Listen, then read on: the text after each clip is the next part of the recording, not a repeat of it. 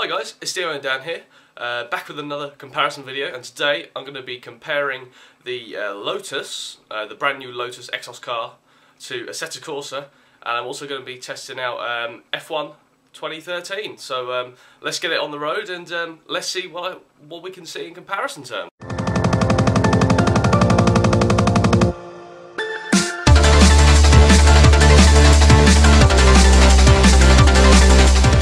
So here we are with the Lotus Exos F1 Engined car. As you can see, looking around the car, I've downloaded a skin for the Mercedes F1 GP05 for 2014's F1 car. As you can see, it looks pretty much like a GP2-GP3 car with the shark fin gearbox cover, engine cover. But apart from that, it's got a 2009 K-trim F1 engine in it, I believe. So this thing is going to go like stink. Through the camera angles, we've got the four main cameras. So you've got the outside of the car view, you've got the engine cover cam, which you can look left and right in. You've got the basically the floor cam underneath the front wing. You've got the onboard cam, and that's pretty much it. So this car, modelled beautifully. I must admit I'm using my wireless wheel as always. I'm just going to take this out for a couple of laps, just for a little spin. It is brutal, it is brutally quick, brutally difficult to drive. So I'm not going to take it out too quickly, I don't want to crash it or anything on a live video. As you can see, I'm driving around Monza. I thought this would be nice. I haven't done a comparison video around Monza yet, so I thought this would be a good place to start. Car feels fantastic. Assetto Corsa's got some great force feedback effects already, which I'm really liking. I've changed some of the graphic options to make sure that it's as high as possible, but also it's got motion blur on, which in these cars is really helpful.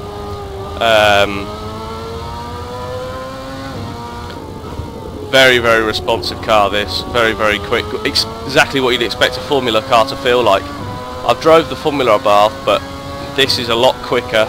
Both states of this car are a lot quicker. One's just a standard Lotus Exos, which is very good. I'm enjoying that one a lot.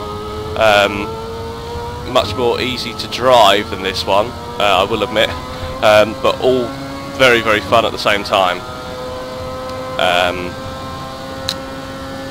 Let's see what we can get. I haven't fiddled with anything, so it's just stock grass. It's just stock at the minute. I haven't changed anything to do with it,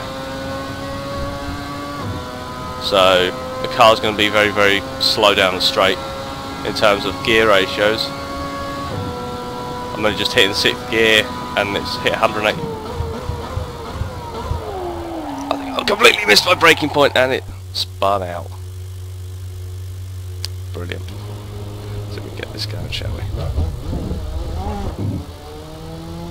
See if we can get round here one more time. Now in comparison, this has been very well developed. F1 came up with one main release for the public, and that was that. Obviously this is a early access still, 0.72 I think it is at the moment. Next is going to be on Friday I think, and they're going to bring out a new Pagani. I've been reading somewhere that they've also gained the rights to Chevrolet as well, Chevrolet Corvette, sorry. So they're going to be having the new road version C7 come out as a free DLC at some point when the game is released. But they're going to have a 10-car DLC pack when the game is released, which is going to involve the race version, along with the famous Nürburgring Nordschleife circuit, which is my most anticipated circuit really. I'm hoping they're going to do that well. Love the circuit, love it. Been playing it around GTR2, R-Factor, Race 07, and this is really going to be where I'm pretty excited to see what it's going to be like. But anyway, this has given you a nice little feel for the graphics of the track, the realism of the car, the graphics of the car, and just the way that the car handles. As you can see, I spun it out there as well earlier on in the lap, so hopefully this will give you a good view of what it's like. I'm now going to stick on to F1 2013 and we're going to see what that's like in comparison. Welcome back. This time I'm going to be around in the Mercedes GP W04. Just going to bring it to a stop first and we're going to have just a little look around. So as you can see, we have the outside of the car view, much like it is in the Assetto Corsa. But this time, instead of having the one, you've got two. So you've got one a bit further out as well. Also, you've got the floor cam as well on the bottom of the nose cone. And you've got your cockpit view, which I'll be driving in, obviously. Pretty responsive, pretty nice. It's a bit higher up than the Assetto Corsa cam. Obviously, you can change the field of view settings in Assetto Corsa, where in this, it's just the one. So you're stuck with it. As well as this, you've got normal cam above the air intake, as in Assetto Corsa, but you've also got one off-centered, so one you'd use on a TV. This is what they use on the television. They've changed to it more in recent years, but in first they just started with the cam just as it is, just like that, in the early F1 2010 and I believe in F1 2011. But as of 2012 and 13 they brought in the off-centered cam. I'll be driving in the cockpit cam as before, and let's see what we can do. Obviously this is a proper Formula 1 car. Slightly different then from the one that we've been using in Assetto Corsa. It's got DRS and KERS, as you can see. Ooh. I won't be using it though. I just find it a bit unfair to use it. As you can see already, graphically looks a little different. I've turned on look to view to apex as well, so it's looking to apexes for me, which is pretty good feature. Assetto Corsa does have that, I believe. I just haven't turned it on yet.